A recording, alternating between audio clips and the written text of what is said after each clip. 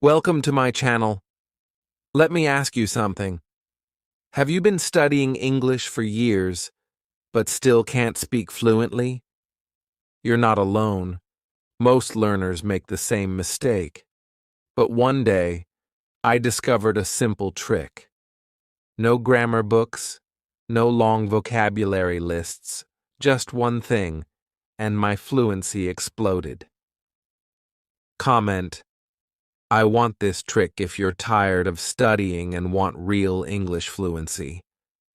Stay with me, because in this video, I'll show you how I became fluent without studying. Chapter 1: The frustration of studying without speaking. He sat at his desk again, like every evening. Another English book opened. Another notebook filled with grammar exercises. Rules about present perfect, past continuous conditionals. All underlined in red. He had memorized hundreds of vocabulary words, made flashcards, and listened to hours of English podcasts. But deep inside, something didn't feel right. Because even after all this effort, he still couldn't speak. Not even one full sentence without stopping. Not without panic. Not without thinking too hard. Then came the moment that changed everything. He was in a shop. A lady looked at him kindly and asked, "Can I help you?" A simple question, easy words, he knew all of them. But still, his mouth stayed closed, his mind froze. The words he had studied for months disappeared. All that came out was silence. He smiled awkwardly, turned around, and left the shop. Embarrassed, angry, confused. As he walked home, one sentence repeated in his head. I studied for 2 years, and still couldn't say I need help in real life. And that's when the pain really hit. He thought, why do I know the rules, but I can't speak? Why do I understand English, but my mouth doesn't move? What's wrong with me?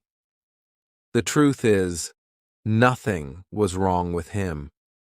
This is exactly what millions of English learners around the world feel every day. They've been told to study grammar, memorize lists, and pass tests. But no one told them the real secret to fluency. They start to believe it's their fault. That maybe they're not smart enough. That maybe English is too hard for them. But it's not true. The method is broken, not the learner. This chapter connects deeply with so many viewers, because almost every beginner watching this video has experienced the same frustration. The silent freeze, the dry mouth, the racing heart, the feeling of failure, and more than that, the feeling of being alone. But now, for the first time, they're hearing their story spoken aloud, and that makes them feel seen, understood, not judged. They stay watching because they want the solution. They want to know how this learner, someone just like them, finally escaped this endless cycle of study and silence. They feel the pain, and now they crave the breakthrough. Chapter 2: The Accidental Discovery. It happened on a normal afternoon. He wasn't looking for answers. He wasn't studying English. He was just sitting in a park, watching people walk by, thinking about giving up. Maybe English just wasn't for him. Maybe he'd always be the person who understands a little, but never speaks. But then he heard it. A voice. Someone nearby was speaking English. A foreign tourist talking to a fruit seller. The learner leaned in and listened. not the words, but the way the tourist spoke. Simple, natural, not perfect, but free. It was like the words came from inside, not from a textbook. And that's when something clicked. The learner thought, wait, this man isn't using fancy grammar. He's not saying every word perfectly, but he's speaking, he's communicating, and people understand him. That moment hit like lightning. Maybe fluency wasn't about knowing everything. Maybe it was about letting go, about speaking without fear, without waiting to be perfect. For the first time, the learner questioned everything he'd been taught. All those years of focusing on grammar, maybe they were holding him back. He went home and opened YouTube, not to search for grammar lessons, but to search for real people speaking real English. He found a video of someone walking through a city talking about their day. The title said, "English Listening Practice, Walk with Me." He played it, and again, something felt different. The speaker was just talking, describing, laughing, saying things like, "I'm walking to the store. It's a bit cold today. Look at that dog." No complicated phrases, no grammar explanations, just real speech. That's when the learner made the choice. He would stop studying and start observing. He would listen like a child, watch the lips, feel the rhythm, and something deep inside him whispered, "Maybe this is how I will really learn." For the first time, he felt hope. Not because he had found a new rule, but because he had seen real English in action. It was alive, and he wanted to live in it. This moment is powerful for every viewer watching. They see themselves in this learner. They know that feeling of doubt, that moment of almost quitting. But now they're starting to believe, maybe there's another way. Maybe I can learn differently. The emotional spike is real, because it's not a lesson, it's a discovery, and the viewer doesn't want to miss what comes next. Chapter 3: The Shadowing Secret. He was alone in his room when it happened. The curtains were closed, the lights were dim. His phone sat quietly in his hand, and his heart was full of questions. But then he remembered that video, the one where someone had said, "Repeat after me. Don't think. Just copy my voice." At first, it sounded strange, childish, too simple to be true, but something inside told him to try.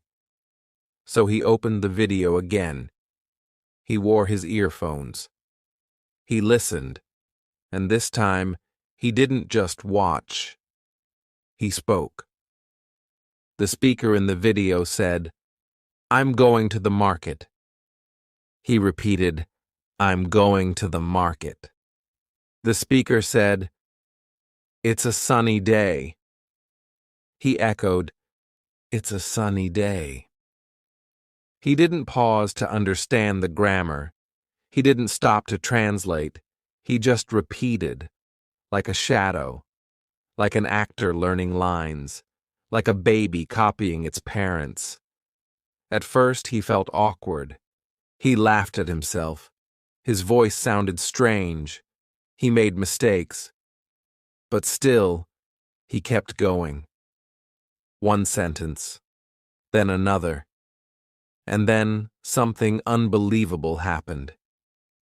The next day, while walking to a small grocery shop, he looked up at the sun and softly whispered to himself, "It's a sunny day." Wait, where did that come from? He didn't translate. He didn't plan. The words just came. That's when he understood the power of shadowing. It wasn't just about speaking. It was about training the brain. By copying real English, his brain stopped translating. It started thinking in English.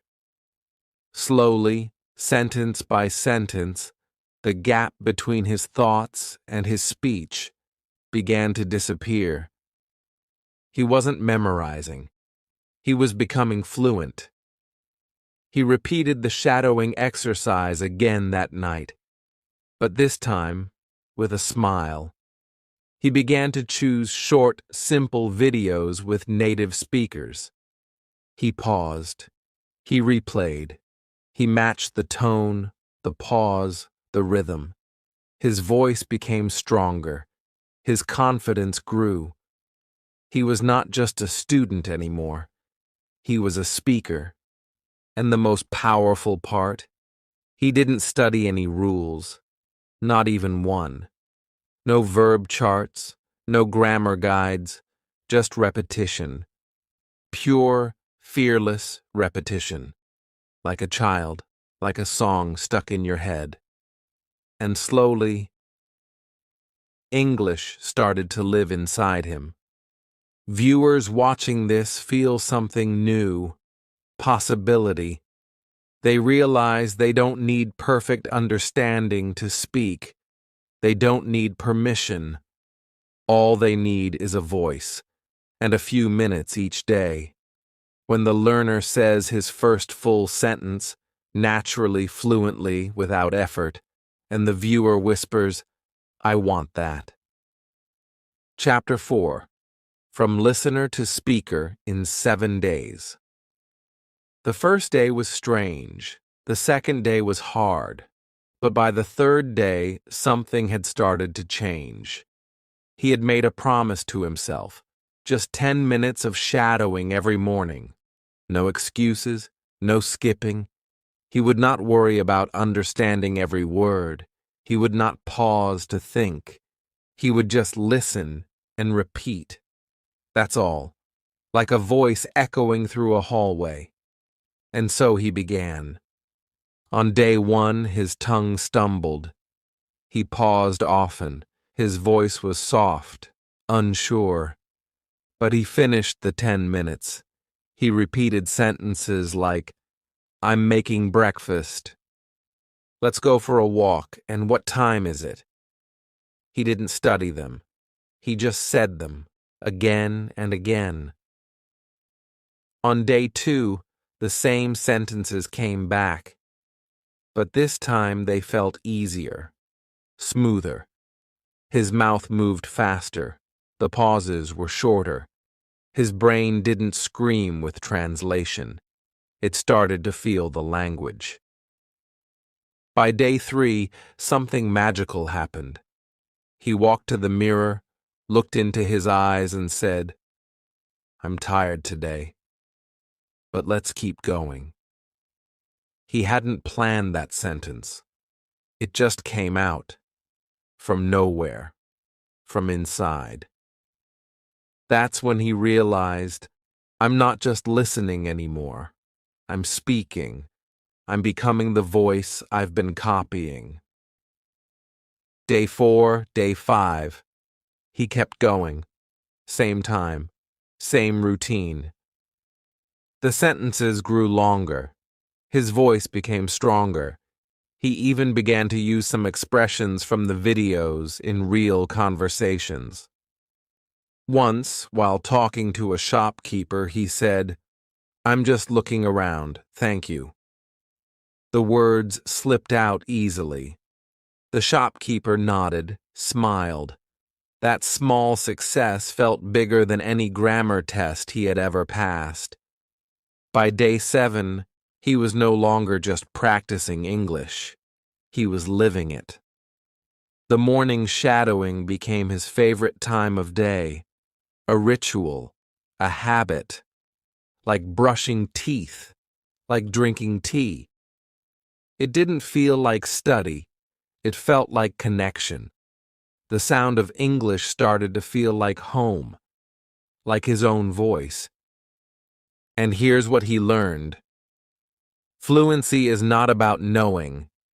It's about doing. Not about perfection, but repetition. Again and again. Even if it feels boring, even if it feels slow. Because the brain learns through rhythm, through sound, through daily touch, not through rules on paper. Viewers feel a deep motivation here. They imagine their own 7-day journey. They begin to ask themselves, can I try this? Just 10 minutes a day? When the learner says, I wasn't studying anymore, I was becoming fluent, that moment feels like freedom. A door opening. Chapter 5. Talking to myself in English. It began as a joke. He stood in front of the mirror one morning, tired, his hair messy, his eyes still sleepy. He smiled at his own reflection and whispered, "You look sleepy." Then he laughed. It felt silly, but also real. And that one line opened a new world. Because that day, he didn't just shadow someone else's voice. He started talking to himself in English, out loud. And for the first time, he wasn't just repeating. He was creating, responding, conversing with himself. Every morning, he made it a habit. He would walk up to the mirror and begin, "How are you today? You look tired. What's the plan for today?" At first, he used simple lines, phrases he had shadowed, but slowly, new sentences started to appear. His brain was now building them on its own, without rules, without translation. They weren't perfect, but they were his. That made all the difference. On the third day of this new habit, something powerful happened. He said, "You can do it." And as he looked into his own eyes, he felt those words deeply. Not just as English practice, but as truth. He was encouraging himself. He was building confidence, not only in English, but in life. Speaking to himself became a daily ritual, a time of courage, a time of honesty, a time of transformation. He didn't need a teacher. He didn't need a partner. He didn't need a classroom. The mirror became his first listener, his first audience, his first friend in English.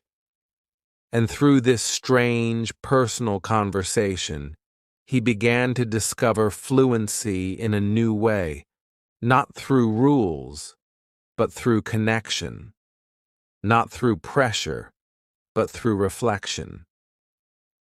At the end of the week, he noticed something remarkable. He had stopped translating in his head. English thoughts began to rise on their own. Sentences appeared like waves, soft, natural, unforced. "Let's eat something." "I'll go for a walk." "Today is a good day." These were no longer borrowed phrases. They were part of him. And perhaps the most beautiful thing, he no longer feared mistakes. Because the mirror never judged. The mirror never corrected. The mirror just listened. Patiently, kindly. That freedom gave him space to try, and trying gave him strength to grow. Viewers watching this feel a deep emotional pull. They imagine themselves in front of their mirror, whispering, smiling, feeling their own voice take shape. And they begin to believe, maybe I don't need a perfect environment. Maybe I can start right here, with me. When the learner says, I stopped waiting for the world to talk to me. I started talking to myself, and that changed everything. Chapter 6: The Power of Emotional Words. It was a rainy evening. He sat by the window, sipping tea, phone in hand, and clicked on a video titled, "The Boy Who Missed His Mother." The story was simple, in slow English. But as he listened, something shifted. The boy in the story cried. The mother whispered, "I'll always love you." And suddenly, the learner felt something. He didn't just understand the words, he felt them. That moment opened a new door, because now English was not just a language, it was emotion, and emotion made it unforgettable. That night, he realized something strange. He couldn't remember the 20 new words he had memorized from his vocabulary notebook last week. But he remembered the word miss from the story. I miss you. 3 small words, but full of feeling, full of meaning. He remembered lonely. He remembered hug. He remembered safe. And he didn't just remember the words, he remembered the feeling behind them. He began searching for more stories, real ones, sad ones, happy ones, romantic ones, stories about fear, love, dreams, hope. He didn't need a dictionary anymore. He listened, he cried, he laughed. And with every emotion, a new word stayed in his heart, not just his head. He started writing these words in a special notebook, not as a list, but with the emotion attached, like cold from a story about a homeless man, brave from a story about a girl who spoke up in class, alone from a story of a mother waiting for her son. That's when he discovered the truth. Emotion is memory. When you feel something, your brain makes a deeper connection. It doesn't forget. Because it's not just language anymore. It's life. He wasn't memorizing vocabulary now. He was experiencing it. And it made him more fluent, more natural, more real. One day he watched a love story in English. A line stayed with him. She waited, but he never came. That night, he used it in the mirror. I waited, but you didn't come. His voice cracked. It wasn't just practice. It was healing. The language had touched something deep. And the biggest surprise? He could now use these words in real situations, easily, without thinking, without translation, because they weren't just English words. They were part of his emotions, part of his story. He realized that boring word lists had no soul, but emotional stories, they had fire, and fire stays. Viewers watching this feel it too.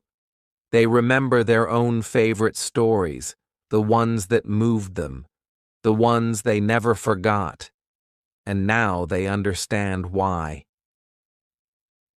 The emotional spike hits when the learner says, I didn't study these words, I lived them.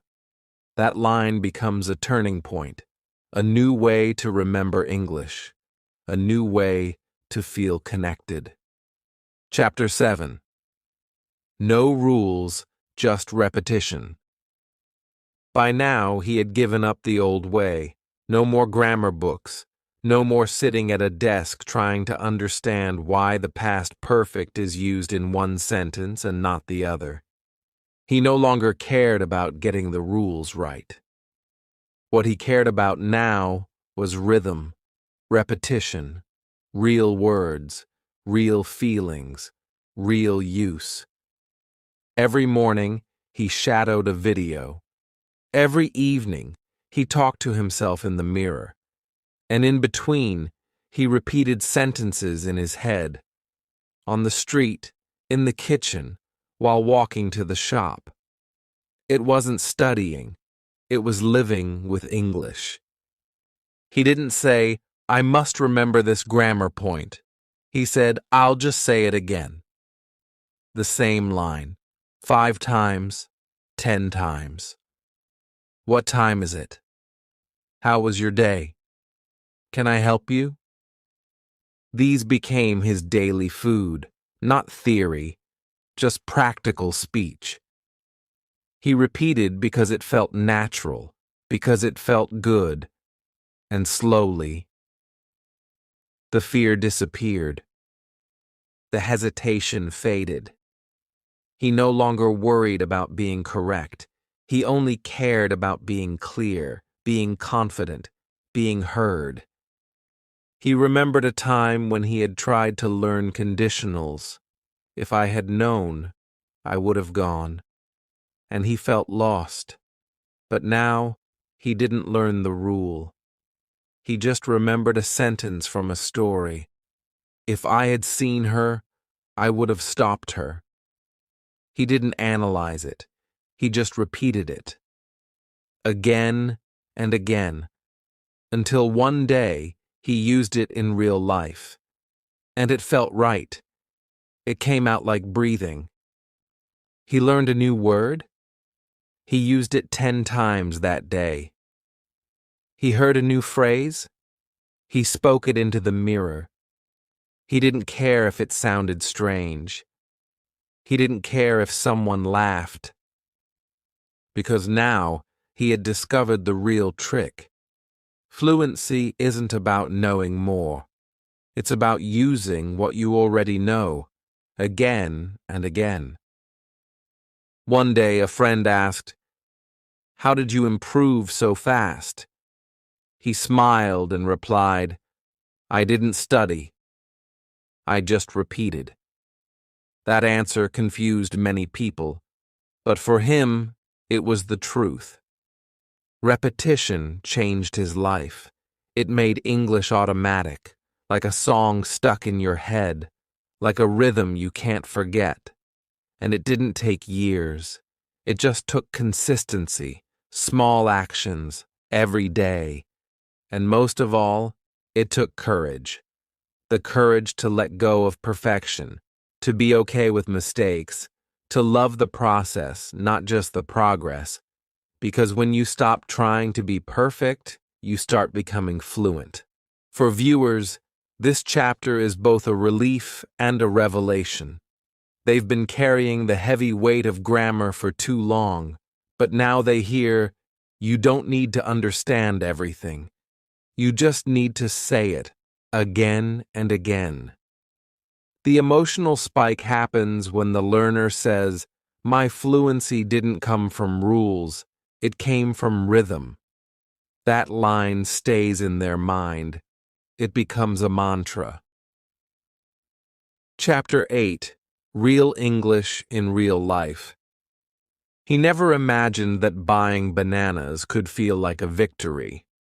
But that morning, standing in front of the fruit seller, he smiled and said, "How much for these?"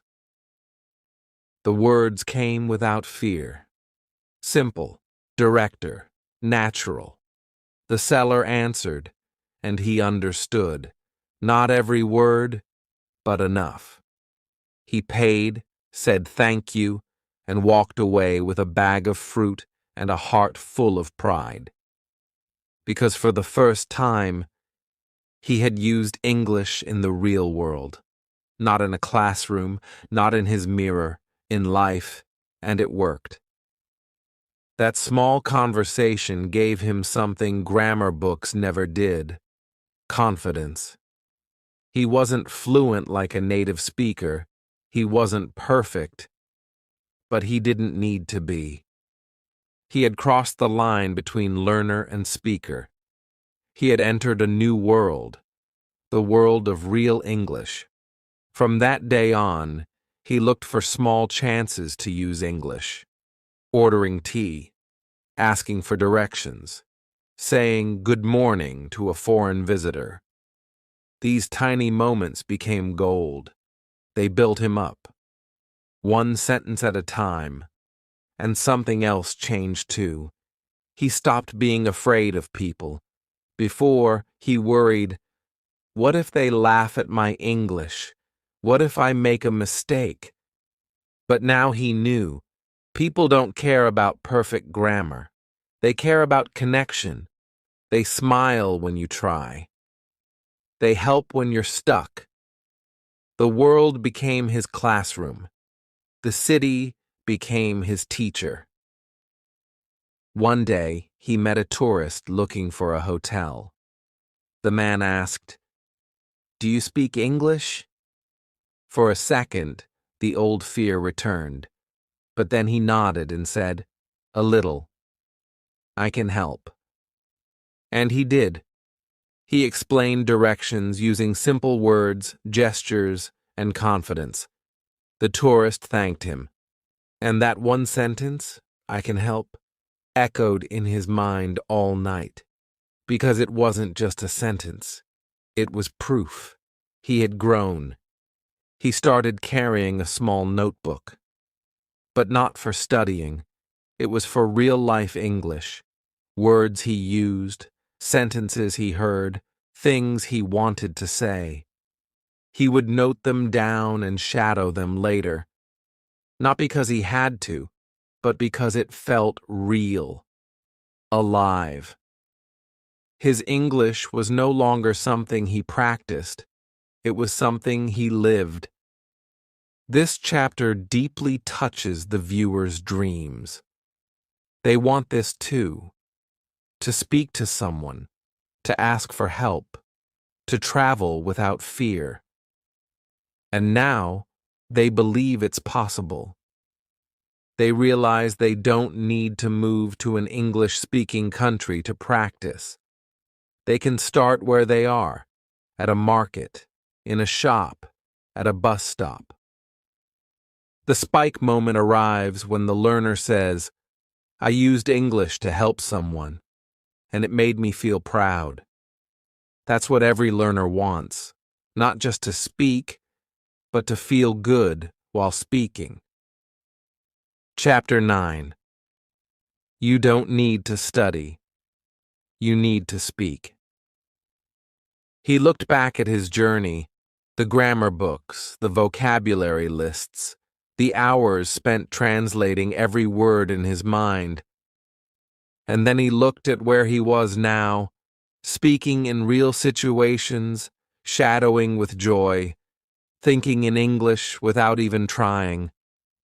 And he realized the truth, the final truth that changed everything.